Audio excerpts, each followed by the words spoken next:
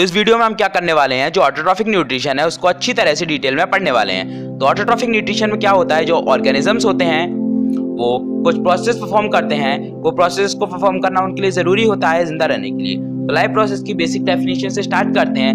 These are the process which are performed by an organism in order to keep herself alive और in order to stay alive. तो ये process सब organism perform करते हैं। यहाँ पे बहुत सारी लाइफ प्रोसेसेस हैं, जैसे कि nutrition, digestion, respiration, transportation, excretion, DNA replication and growth, regeneration. Many life processes are there, but there are basic 4 life processes that are the part of this session we will be discussing.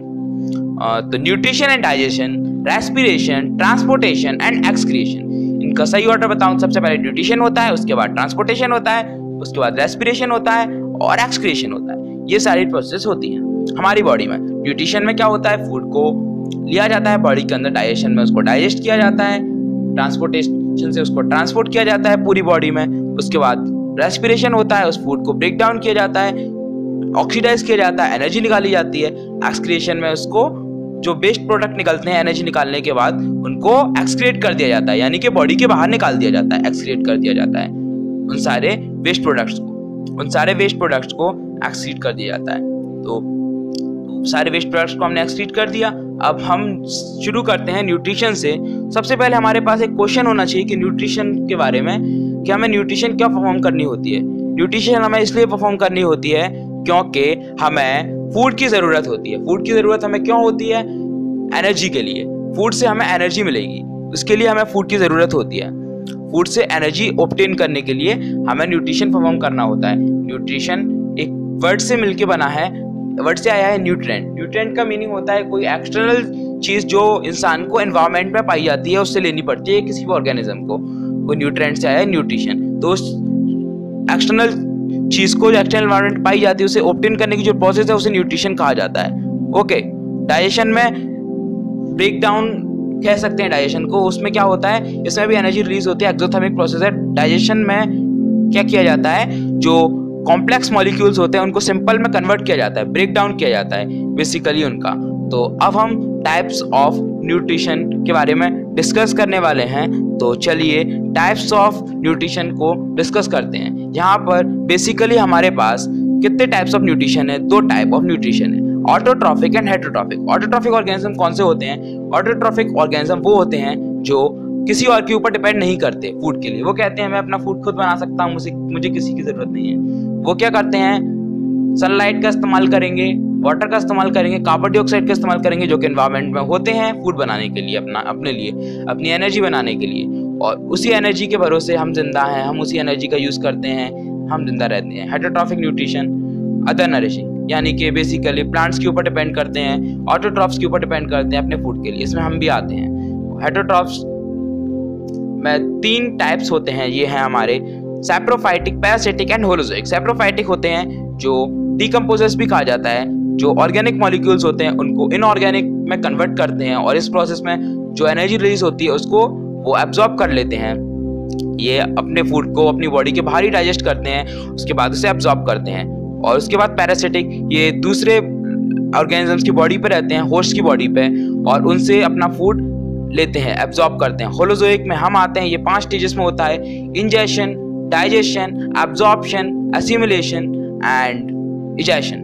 उसके बाद चलिए सबसे पहले human digestive system के बारे में discuss करते हैं, क्योंकि बेस्ट एग्जांपल है होलोजोइक मोड ऑफ न्यूट्रिशन का। शुरू करते हैं। इसमें क्या होता है, सबसे पहले ये स्टेज शुरू होती है माउथ से। माउथ में क्या होता है, माउथ में सलाइवा प्रेजेंट होता है। सलाइवा क्या करता है, सलाइवा के अंदर एक एंजाइम प्रेजेंट होता है अमाइलेज, और अमाइलेज क्या करता है, वो फूड को डाइजेस्ट करना शुरू कर देता है। अमाइलेज डाइजेस्ट करना शुरू कर देता है। अमाइलेज से यहाँ पर हमारा जो डाइजेशन होता है कार्बोहाइड्रेट का वो शुरू हो जाता है। ओके, हाँ, तो कार्बोहाइड्रेट डाइजेशन शुरू हो गया था। कार्बोहाइड्रेट डाइजेशन के बाद जो फूड होता है वो एसोफेगस से में जाता है। एसोफेगस में कैसे जाता है, फेरिंग्स यानी कि कॉमन पैसेज से पास होता है, एसोफेगस में जाता है। पेरिस्टाल्टिक मूवमेंट स्टार्ट होती है, जो रिथमिक कंट्रैक्शन रिलैक्सेशन है मसल्स का, स्मूथ मसल्स का, जो पूरे एलिमेंट्री कैनाल में है, पूरा एलिमेंट्री कैनाल बना हुआ है उनसे। ओके, तो वो ये स्टार्ट हो जाती है, फूड को स्टमक तक पहुंचाती है। फिर स्टमक के अंदर गैस्ट्रिक ग्लैंड्स प्रेजेंट होते हैं जो गैस्ट्रिक जूसेस रिलीज करते हैं, जैसे कि एक म्यूकस लेयर रिलीज होगी हाइड्रोक्लोरिक एसिड रिलीज होगा और पेप्सिनोजन रिलीज होगा। म्यूकस HCl से प्रोटेक्ट करने के लिए रिलीज होगी। HCl रिलीज होगा हार्मफुल माइक्रो ऑर्गेनिजम्स को मारने के लिए जो फूड में प्रेजेंट होते हैं, और उसके अलावा जो हमारा जो पेप्सिनोजन है वो इनएक्टिव फॉर्म में है, उसको एक्टिव करने के लिए पेप्सिन बनने के लिए वो पेप्सिन बन जाएगा, वो प्रोटीन्स को डाइजेस्ट कर देगा, यहाँ से प्रोटीन का डाइजेशन शुरू हो जाता है। उसके बाद जो फूड है उसको डुओडेनम तक डाल दिया जाता है, डुओडेनम में आ जाता है वो फूड, जहाँ पर डुओडेनम में होता है वहाँ। उसके बाद क्या होता है, जो लीवर होता है हमारा वो बाइल जूस सीक्रेट करता है। जब डुओडेनम में फूड नहीं होता और लीवर बाइल जूस बना रहा होता है तब वो उसे गॉल ब्लैडर में स्टोर कर देता है और इसको कॉमन बाइल डक्ट से उसके बाद जो बाइल जूस बना होता है उसको डुओडेनम में सीक्रेट कर दिया जाता है। इसके अलावा पैनक्रियास पैनक्रियाटिक जूस भी सीक्रेट करता है, इसके अंदर ट्रिप्सिन, अमाइलेज एंड लियर 3 एंजाइम होते हैं। पैनक्रियाटिक जूस सीक्रेट हो गया, बाइल जूस भी हो गया। बाइल जूस अपना काम शुरू करेगा, इमल्सिफिकेशन ऑफ फैट्स का काम बाइल जूस ने शुरू कर दिया। फैट्स को इमल्सिफाई करना बाइल जूस ने शुरू कर दिया, फैट्स को इमल्सिफाई करना शुरू कर दिया, छोटे छोटे फैट ड्रॉपलेट्स बन गए। इसके अलावा अल्कलाइन मीडियम क्रिएट कर दिया, किसके एक्शन के लिए, ट्रिप्सिन के एक्शन के लिए, जिससे कि ट्रिप्सिन एक्शन कर सके वो उसी अल्कलाइन मीडियम में एक्शन कर पाएगा। फूड एसिडिक था उसको अल्कलाइन में कन्वर्ट कर दिया, यानी कि बेसिक में कन्वर्ट कर दिया, अब वो अपना एक्शन करेगा ट्रिप्सिन। तो अब क्या होगा, जो पैनक्रियाटिक एंजाइम्स थे जैसे कि ट्रिप्सिन, अमाइलेज, लियर अपना काम शुरू करेंगे। जो ट्रिप्सिन है वो डाइजेस्ट करेगा, किसको डाइजेस्ट करेगा, ट्रिप्सिन हमारा। अब जो ट्रिप्सिन है वो कार्बोहाइड्रेट्स को डाइजेस्ट नहीं करता है बल्कि प्रोटीन्स को डाइजेस्ट करता है, और फिर हमारा जो अमाइलेज है वो कार्बोहाइड्रेट्स को डाइजेस्ट करता है, लियाब्स है वो फैट्स को डाइजेस्ट करता है, तो फैट्स को फैटी एसिड्स में ग्लाइसरॉल में कन्वर्ट करता है, लियाब ट्रिप्सिन प्रोटीन्स को अमाइनो एसिड्स में कन्वर्ट करता है, और उसके अलावा हमारा क्या है, अमाइलेज है वो कार्बोहाइड्रेट्स को ग्लूकोज में कन्वर्ट करता है। ओके, तो हमारा ये कन्वर्जन शुरू हो गया। इसके बाद जो फूड है हमारा डाइजेस्ट हो चुका होता है, एक स्टेप बचा होता है बस, वो क्या है, जो इंटेस्टिनल एंजाइम है, जो भी डाइजेस्टिव फूड नहीं हो पाया होता है, जो भी थोड़ा बहुत बचा होता है उसको इंटेस्टिनल एंजाइम्स हैं, इंटेस्टिनल वॉल्स होती हैं वो सीक्रेट करती हैं, इंटेस्टिनल जूसेस के अंदर इंटेस्टिनल एंजाइम्स होते हैं वो उस फूड को डाइजेस्ट कर देते हैं। उसके बाद जो फूड है हमारा जेजैनम में आ चुका होता है, डुओडेनम से जो मिडिल पार्ट है स्मॉल इंटेस्टाइन का। फिर जेजैनम में क्या होता है कि जो विलाय है वो प्रेजेंट होती हैं इनसाइड में, तो विलाय का क्या काम होता है, वो सरफेस एरिया इंक्रीज करती हैं एब्जॉर्प्शन के लिए। विलाय का अगर हम सेक्शनल व्यू देखेंगे तो उसमें हमें पता चलेगा कि लैक्टिल और ब्लड सेल्स होते हैं। लैक्टिल के अंदर जो प्रोटीन्स डाइजेस्ट होकर अमाइनो एसिड्स बने होते हैं और जो ग्लूकोज बना होता है तो ग्लूकोज और अमाइनो एसिड्स को डाइजेस्ट कर लेते हैं ब्लड वेसल। जो लैक्टिल होती है उसके अंदर फैटी एसिड्स और ग्लाइसरॉल को एब्जॉर्ब कर लिया जाता है, और एब्जॉर्ब करने के बाद जो हमारा फूड है वो अब पहुंच चुका होता है, कहाँ पर पहुंच चुका होता है हमारा फूड, वो पहुंच चुका होता है कोलन में, असेंडिंग कोलन में। वहाँ पे अगर आप देखेंगे तो एक सीक टाइप का प्रेजेंट होगा, उसे सीकम कहते हैं, और उसके पीछे एक फिंगर लाइक प्रोजेक्शन प्रेजेंट होगा अपेंडिक्स, वो थोड़ा सैंपल गुड बैक्टीरिया का हाउसिंग का काम करता है, इससे रिलेटेड क्वेश्चन नहीं आता है इसलिए ये कोई ज़रूरी नहीं है। उसके बाद वो ट्रांसवर्स कोलन में फूड पहुंचेगा, ट्रांसवर्स कोलन से ट्रेवल करेगा और डिसेंडिंग कोलन में पहुंचेगा, डिसेंडिंग कोलन से रेक्टम तक पहुंचेगा जहाँ पे वो स्टोर रहता है। और इस जर्नी के दौरान असेंडिंग कोलन से रेक्टम तक की जो वाटर है वो फूड के अंदर जो प्रेजेंट होता है वो ज्यादातर एब्जॉर्ब हो जाता है, ज्यादातर वाटर जो भी प्रेजेंट होता है वो सब एब्जॉर्ब हो जाता है, कोलन्स की वॉल उसको एब्जॉर्ब कर लेती है। रेक्टम में स्टोर रहता है, कब तक रेक्टम में स्टोर रहता है, जब तक उस फूड को निकालने का समय नहीं आ जाता। जब उसको निकालने का समय आ जाता है तो एक होल होता है एनस, उससे उसको फूड को बाहर निकाल दिया जाता है। ओके, तो फूड को एनस से बाहर निकाल दिया जाता है। यहाँ पे हमारी डाइजेशन की जर्नी कंप्लीट होती है।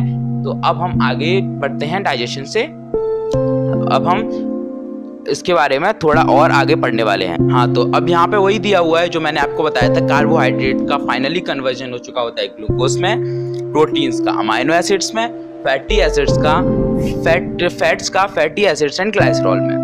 कार्बोहाइड्रेट जो पॉलीसैकेराइड होते हैं वो मोनोसैकेराइड में पहुंच जाते हैं, प्रोटीन में जो प्रोटीन्स होती हैं बड़ी बड़ी चेन्स होती हैं अमाइनो एसिड में बन जाते हैं, फैटी एसिड्स की जो चेन्स होती हैं वो फैटी एसिड्स एंड ग्लाइसरॉल में पहुंच जाती हैं फैट्स की। यहाँ पे आप फोटोसिंथेसिस के बारे में थोड़ा सा डिस्कशन कर लेते हैं। फोटोसिंथेसिस में क्या होता है, जो प्लांट्स हैं कि जो रूट सिस्टम है वो वाइटल होता है, उसके अंदर जो आयन कंसंट्रेशन है वो ज़्यादा होता है किसके मुकाबले, सराउंडिंग्स के मुकाबले, और वाटर कम होता है। तो जो रूट्स के आसपास जो वाटर मॉलिक्यूल्स प्रेजेंट होते हैं वो रूट्स में डिफ्यूज हो जाते हैं, और जो जाइलम नाम का एक टिश्यू होता है वो जाइलम, वो उसको वाटर को पहुंचा देता है लीव्स तक। लीव्स के जो नीचे का व्यू देखेंगे तो उसमें स्टोमेटल पोर प्रेजेंट होते हैं। वो स्टोमेटल पोर क्या करते हैं, कार्बन डाइऑक्साइड है उसको एब्जॉर्ब कर लेंगे इंटरसेलुलर स्पेसेस में, इंटरसेलुलर स्पेसेस से वो सेल्स में चले जाते हैं जिनके अंदर क्लोरोप्लास्ट नाम का एक ऑर्गेनल प्रेजेंट होता है, वहां पे चले जाते हैं। और वहाँ पे वो जाके क्या करते हैं, जो क्लोरोप्लास्ट है वो सनलाइट को एब्जॉर्ब कर लेता है, सनलाइट को वो केमिकल एनर्जी में कन्वर्ट कर देता है। केमिकल एनर्जी का यूज होता है जो वाटर आया हुआ था उसको स्प्लिट करने में हाइड्रोजन आयंस और ऑक्सीजन एटम्स में। ओके, हाइड्रोजन आयंस का यूज किया जाता है किसमें, जो कार्बोहाइड्रेट्स में रिड्यूस करने में, किसको, कार्बन डाइऑक्साइड को कार्बोहाइड्रेट्स में रिड्यूस करने में। और जो ऑक्सीजन होता है, जो ऑक्सीजन एटम्स है वो एक दूसरे से डिफ्यूज हो जाते हैं, मतलब एक दूसरे से कंबाइन हो जाते हैं, ऑक्सीजन मॉलिक्यूल फॉर्म करते हैं और स्टोमेटल पोर से बाहर चले जाते हैं। यहाँ पे ये प्रोसेस कंप्लीट हो जाती है। जो फूड है उसको रूट्स वगैरह जिन भी ऑर्गन्स को जरूरत होती है वहां तक पहुंचा दिया जाता है फूड को फ्लोएम के थ्रू। रेस्पिरेशन के बारे में हम डिस्कस करेंगे। जो रेस्पिरेशन है वो एक प्रोसेस है जो बहुत ही एसेंशियल है, किसके लिए, एनर्जी के लिए। बिना रेस्पिरेशन के हमें एनर्जी नहीं मिल सकती। तो जो भी फूड उगाता है उसको अज्यूम करो कि वो सारे सेल्स तक पहुंच चुका है। कैसे पहुंचता है वो हम बाद में ट्रांसपोर्टेशन में डिस्कस करेंगे। तो अभी के लिए आप अज्यूम कीजिए कि वो फूड है सारे सेल्स तक पहुंच चुका है। तो रेस्पिरेशन 3 स्टेजेस में होने वाली है। वो 3 स्टेजेस होते हैं हमारे, उनको हम स्टेप्स ऑफ रेस्पिरेशन भी कह सकते हैं, स्टेजेस ऑफ रेस्पिरेशन भी कह सकते हैं। एक होता है उसमें हमारा cellular respiration. Cellular respiration last होता है। सबसे पहले क्या होता है, ब्रीथिंग होती है। ब्रीथिंग के बाद ट्रांसपोर्ट ऑफ गैसेस, उसके बाद क्या होता है, सेलुलर रेस्पिरेशन। तो रेस्पिरेशन है वो उसमें 3 स्टेजेस होती हैं। तो उससे पहले हमें समझना होगा कि रेस्पिरेशन को डिफाइन कैसे करें। रेस्पिरेशन की definition, it is a process by which an organism uses the food and oxygen to obtain energy, or it is a process by which organism uses the food to obtain energy for its survival. Like that we can define it. Okay, respiration के types के बारे में देखेंगे। respiration के basically 2 types होते हैं, aerobic and anaerobic। aerobic जो respiration होती है, aerobic respiration में क्या होता है, जो ऑक्सीजन है उसकी जरूरत होती है। ऑक्सीजन का यूज करके ऑर्गेनिज्म एनर्जी ऑब्टेन करता है और इस केस में जो एनर्जी ऑब्टेन हुई होती है वो ज्यादा होती है ऑक्सीजन के यूज से। और जो एनारोबिक होती है उसमें बिना ऑक्सीजन के यूज के जो एनर्जी ऑब्टेन हुई होती है वो कम होती है। दोनों केसेस में एनर्जी जिस फॉर्म में होती है वो एटीपी होता है, लेकिन जो एरोबिक है उसमें ज्यादा एनर्जी यूज होती है और एनारोबिक है उसमें कम। तो दोनों केसेस में एक और डिफरेंस है। वो डिफरेंस क्या है, जो प्रोडक्ट्स बाय प्रोडक्ट्स निकलते हैं और जो रिएक्टेंट्स यूज होते हैं, मतलब जो दोनों साइड्स में यूज होते हैं वो डिफरेंट होते हैं। ओके, तो ये दोनों में डिफरेंसेस हैं। तो अब हम सबसे पहले जो रेस्पिरेशन है, एरोबिक रेस्पिरेशन, उसको डिस्कस करने वाले हैं, जो कि ह्यूमंस में होती है, उसको अच्छी तरह से डिस्कस करेंगे। तो चलिए शुरू करते हैं। हाँ, तो रेस्पिरेशन के जो भी टाइप्स हैं उसके बारे में अच्छे से डिस्कशन कर चुके हैं हम। तो अब हम इसको थोड़ा और अच्छे से समझने वाले हैं कि कब होता है, किसके प्रेजेंस में होता है, कैसे होता है, वो सब पढ़ेंगे। हाँ, तो fate of glucose end products of carbohydrate digestion और steps in respiration. Carbohydrate digestion के जो स्टेप्स होते हैं, फेट होता है, वो सब डिस्कस करने वाले हैं जल्दी से। तो शुरू करते हैं। अगर ऑक्सीजन का एब्सेंस होता है तब क्या होता है, ये ईस्ट में होता है बेसिकली ज्यादातर। इसी का एग्जांपल लेते हैं ईस्ट का। तो इसमें क्या होता है, जो इथेनॉल है, कार्बन डाइऑक्साइड है और एनर्जी है, ये हमारे बाय प्रोडक्ट्स होते हैं। और जिनका यूज होता है वो क्या होता है, ग्लूकोज। ग्लूकोज का यूज होता है ईस्ट में। ग्लूकोज का यूज करके उसको साइटोप्लाज्म में ये होता है, उसके में इथेनॉल, कार्बन डाइऑक्साइड और एनर्जी में कन्वर्शन होता है। 2 कार्बन मॉलिक्यूल होता है इथेनॉल। और जब ऑक्सीजन का प्रेजेंस होता है, ये हमारे मसल सेल्स में होता है, नहीं होता है, ये हमारी पूरी बॉडी में होता है, सारे ऑर्गेनिज्म में होता है, प्रेजेंस होता है ऑक्सीजन का। तब क्या होता है कि जो माइटोकॉन्ड्रिया में होती है ये प्रोसेस, कार्बन डाइऑक्साइड, एनर्जी और वाटर रिलीज होता है। कार्बन डाइऑक्साइड, एनर्जी और वाटर रिलीज होता है, ठीक है। और जिस केस में जो एनर्जी रिलीज होती है वो बहुत ज्यादा होती है। जो ग्लूकोज है उसको पहले साइटोप्लाज्म में प्यूरेट में कन्वर्ट कर दिया गया होता है, उसमें भी थोड़ी सी एनर्जी निकलती है। उसके बाद अगर हमारे मसल सेल्स में ही होता है ये, जब हम बहुत ज़्यादा एक्सरसाइज कर रहे होते हैं, अगर एनर्जी की कमी होती है तो क्या होता है, ऑक्सीजन के लैक में लैक्टिक एसिड और एनर्जी में कन्वर्शन हो जाता है। लैक्टिक एसिड 3 कार्बन मॉलिक्यूल है, लैक्टिक एसिड 3 कार्बन मॉलिक्यूल है, तो हमारे साइटोप्लाज्म में थोड़ी सी एनर्जी मिल जाती है जब हम ज़्यादा एक्सरसाइज कर रहे होते हैं, जब हमें ज़्यादा ज़रूरत होती है तब। तो चलिए आगे बढ़ते हैं। Human respiratory system. Human respiratory system start होता है नोस्ट्रिल से, नेसल कैविटी से। नोस्ट्रिल का काम क्या होता है, way for air to enter the body. Nostril क्या रास्ता देती है एयर को एंटर करने के लिए। नेसल कैविटी में कुछ हेयर्स प्रेजेंट होते हैं, वो क्या करते हैं, जो एयर जो आई थी उसको फिल्टर कर लेते हैं।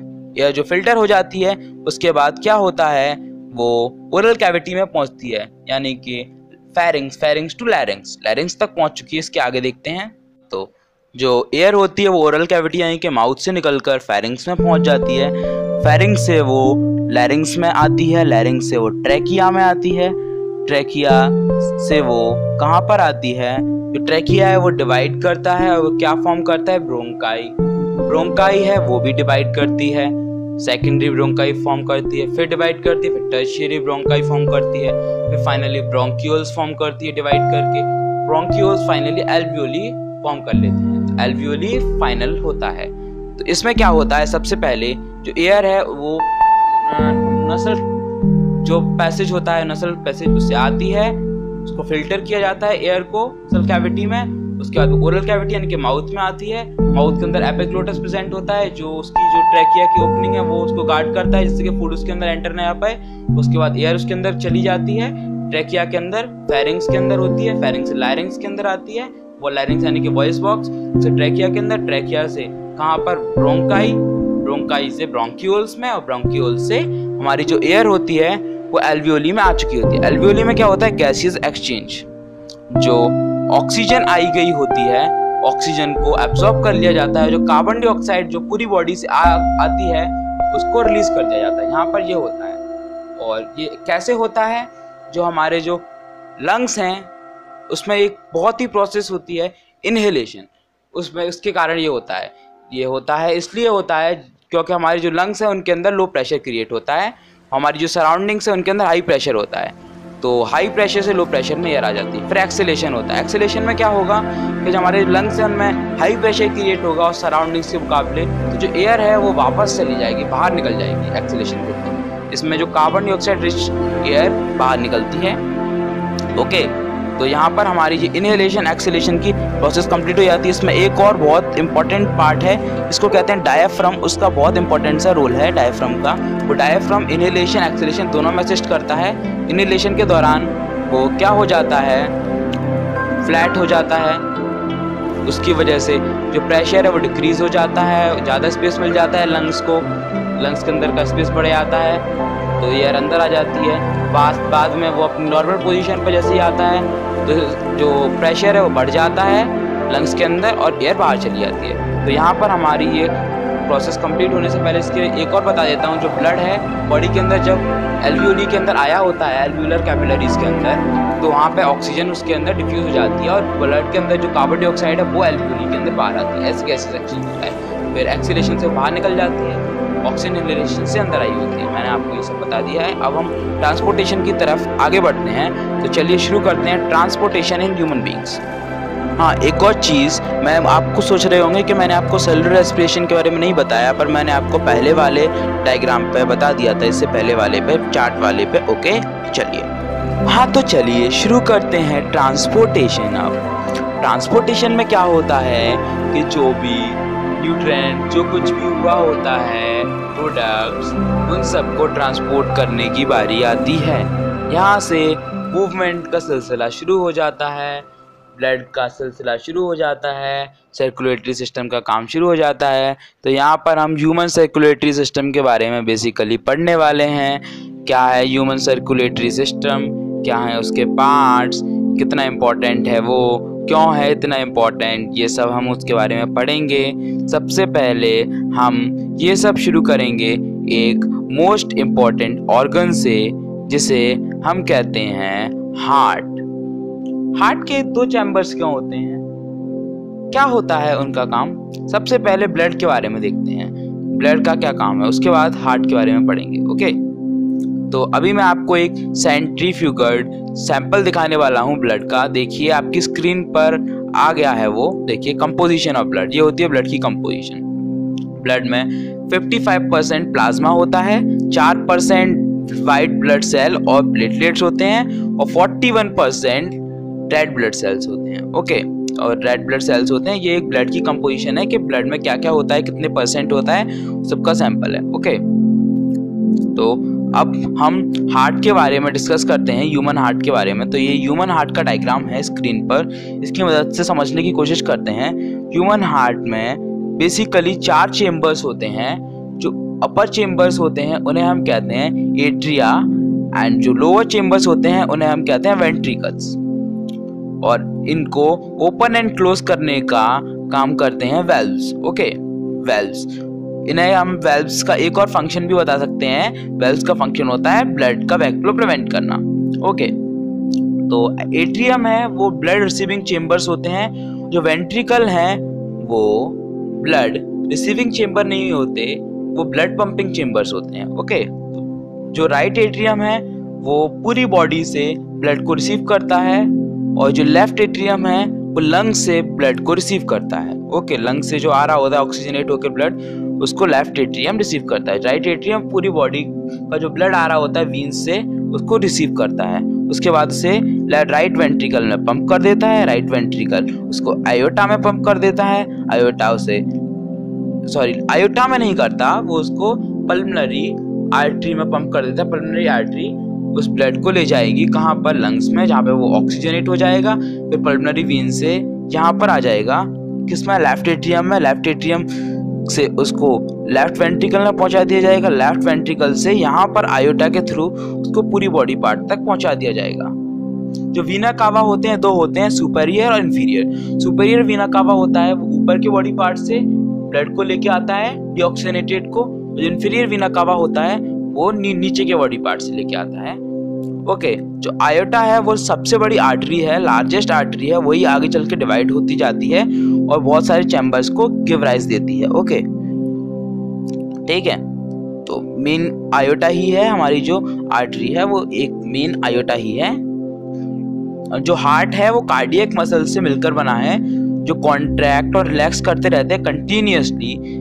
हार्ट बीट उसी वजह से होती है। जो राइट एट्रियोवेंट्रिकुलर वेल्व है वो ट्राइकस्पिड वेल्व है, क्योंकि उसमें 3 वेल्व्स होते हैं। और जो लेफ्ट एवी वेल्व है, यानी कि लेफ्ट एट्रियोवेंट्रिकुलर वेल्व है, वो बाइकस्पिड वेल्व है, क्योंकि उसमें 2 वेल्व होते हैं। और जो आयोटा और जो पल्मोनरी आर्टरी के वेल्व होते हैं उनको हम कहते हैं मिट्रल वेल्व। और जो वीन्स में जो वेल्व्स होते हैं उनको कहते हैं हम वीनस वेल्व्स। आर्टरी में कोई वेल्व नहीं होते। अब हम देखेंगे ब्लड वेसल्स कैसे होते हैं, क्या ब्लड वेसल्स का सिस्टम होता है, कैसे वो कट होते हैं, मतलब क्या होता है उसका फ्लो, ये देखते हैं। ब्लड वेसल सबसे पहले क्या होते हैं, हार्ट से आर्टरी होती है आयोटा डिवाइड करती है छोटी छोटी आर्टरीज में। उसके बाद वो आर्टरी हैं वो डिवाइड करेंगी और आर्टीरियल्स फॉर्म करेंगी। वो आर्टीरियल्स फर्दर ब्रांच करेंगे और कैपिलरीज फॉर्म करेंगे। कैपिलरीज से जो भी कुछ ब्लड वेसल्स ही बाहर निकल जाते हैं, कुछ प्लाज्मा भी बाहर निकल जाता है, और बेसिकली जितनी भी ऑक्सीजन होती है वो सब बाहर निकल जाती है ब्लड वेसल से। जो ब्लड वेसल से जो ऑक्सीजन के अलावा एक्स्ट्रा चीज़ें बाहर निकली होती है वो लाइम्फ बन जाती हैं, और यहाँ पर जो ऑक्सीजन जितनी भी होती है वो सब डिफ्यूज आउट हो चुकी होती है। और ऑक्सीजन के डिफ्यूज आउट होने के बाद क्या होता है, जो कैपिलरीज हैं वो एक दूसरे में ज्वाइन होती हैं, और वो क्या फॉर्म करती हैं, कैपिलरीज एक दूसरे में ज्वाइन होने के बाद वो फॉर्म करती हैं क्या, जो हमारी कैपिलरीज थी वो एक दूसरे में ज्वाइन करके वीन्यूल्स फॉर्म कर लेती हैं। फिर जो वीन्यूल्स हैं वो एक दूसरे में ज्वाइन करके वीन्स फॉर्म कर लेते हैं, और हमारा जो लाइम्फ भी निकला था वो भी यहाँ पे मिल जाता है वीन्स में आकर। वीन्स के अंदर वेल्व्स प्रेजेंट होते हैं, वीनस वेल्व, क्योंकि यहाँ पे ब्लड प्रेशर लो होता है, आर्टरीज में हाई होता है, क्योंकि आर्टरीज में जो ब्लड पंप किया गया होता है वो डायरेक्ट हार्ट से किया गया होता है, यहाँ पर लो होता है। वीन्स ब्लड को वापस पहुंचा देते हैं, कहाँ पर, हार्ट में कैरी कर देते हैं। तब चलते हैं फ्लो ऑफ ब्लड को पढ़ते हैं। ब्लड का जो फ्लो है उसको पढ़ते हैं blood circulation. Blood circulation basically 2 circuits में होता है। एक सर्किट में हमारे जो लंग्स हैं और हार्ट है वो होते हैं, दूसरे सर्किट में जो हार्ट है और बॉडी है वो दोनों होते हैं। हार्ट और पूरी बॉडी, ये दोनों चीजें होती हैं दूसरे सर्किट में। जो हार्ट और लंग्स का है उसे हम कहते हैं पल्मोनरी सर्कुलेशन। तो पल्मोनरी सर्कुलेशन के बारे में मैं आपको पहले बता देता हूँ। पल्मोनरी सर्कुलेशन में क्या होता है, हमारा जो ब्लड है वो जब उसमें होता है किस में, वेंट्रिकल में, राइट वेंट्रिकल में, तो उसे पल्मोनरी आर्टरी के थ्रू लंग्स तक पहुंचाया जाता है, जहाँ पे उसके अंदर ऑक्सीजन डिफ्यूज हो जाती है उसके बाद तो ऑक्सीजन डिफ्यूज हो जाती है, ये तो मैंने आपको बता दिया, पर ऑक्सीजन किसके अंदर डिफ्यूज होती है? आरबीसीज के अंदर, क्योंकि उसके अंदर हीमोग्लोबिन प्रेजेंट होता है जिसके अंदर एफिनिटी होती है ऑक्सीजन के लिए, ऑक्सीजन को अट्रैक्ट करता है। ब्लड के अंदर आरबीसीज के अंदर ऑक्सीजन डिफ्यूज हो जाती है, जो ब्लड के अंदर कार्बन डाइऑक्साइड होती है वो डिफ्यूज आउट हो जाती है लंग्स में कि एल्वियोलिस में। उसके बाद जो होता है मैं आपको बता चुका हूँ रेस्पिरेशन। उसके बाद क्या होता है, जो ब्लड है वो पल्मोनरी वेन से वापस आ जाता है, किस में आ जाता है? जो हमारा लेफ्ट वेंट्रिकल नहीं है, लेफ्ट एट्रियम है, वहाँ पे आ जाता है। यहाँ पर हमारा जो पल्मोनरी सर्कुलेशन है वो खत्म हो जाता है हार्ट और लंग्स के का, और यहाँ से हमारा सिस्टमेटिक सर्कुलेशन शुरू होता है। सिस्टमिक सर्कुलेशन में क्या होता है, जो हमारा जो ब्लड होता है जो कि लेफ्ट वेंट्रिकल में होता है, लेफ्ट वेंट्रिकल से उसको आयोटा के थ्रू पूरे बॉडी पार्ट्स में पहुंचा दिया जाता है, ट्रांसफर कर दिया जाता है, स्टमक तक ही पहुंच जाता है, कैपिलरीज में तक पहुंच जाता है, स्मॉलेस्ट ब्लड वेसल्स में सारी ऑक्सीजन है वो डिफ्यूज आउट हो चुकी होती है। उसके बाद वो कैपिलरीज से वीन्स बन जाता है, एक दूसरे को ज्वाइन करके ब्लड वेसल्स वीन्स बन जाते हैं। उसके अंदर जो ब्लड होता है वो वापस आ जाता है, कहाँ पर आ जाता है, जो हमारा राइट एट्रियम है वहाँ पर आ जाता है, और यहाँ पर हमारा सिस्टमिक सर्कुलेशन भी खत्म हो जाता है। तो अब हम पढ़ेंगे ट्रांसपोर्टेशन इन प्लांट्स के बारे में। ओके, तो ट्रांसपोर्टेशन इन प्लांट्स के बारे में पढ़ेंगे। तो प्लांट्स के अंदर दो टिश्यूज प्रेजेंट होते हैं, जाइलम एंड फ्लोएम। जाइलम है वो वाटर ट्रांसपोर्ट करता है, वाटर एंड मिनरल्स ट्रांसपोर्ट करता है। उसकी जो एंड वॉल्स होती हैं उनके बीच में कोई भी वो नहीं होता, कंटिन्यूस होती हैं, एक ही साइड में वाटर को ट्रांसपोर्ट किया जा सकता है, वापस नहीं किया जा सकता। तो ये सब डिफरेंसेस होते हैं।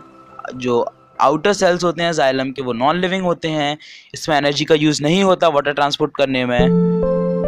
ओके, बेसिकली डिफ्यूजन और ऑस्मोसिस के सारे लॉस पे वेस्ट रहता है, पैसिव ट्रांसपोर्ट होता है। फ्लोएम की बात करते हैं, फ्लोएम में जो ट्रांसपोर्ट होता है इसमें एनर्जी का यूज़ होता है, एक्टिव ट्रांसपोर्ट होता है, दोनों डायरेक्शन में किया जा सकता है ट्रांसपोर्ट। इसकी जो वॉल्स होती हैं उनके बीच में एक सीफ प्लेट होती है, कंटिन्यूस सेल्स नहीं होते हैं, एंड वॉल्स होती हैं, सीफ प्लेट्स होती हैं, दोनों साइड का ट्रांसपोर्ट होता है। सेल्स लिविंग होते हैं, ट्रांसपोर्ट करते हैं ऑर्गेनिक मॉलिक्यूल्स की हेल्प से।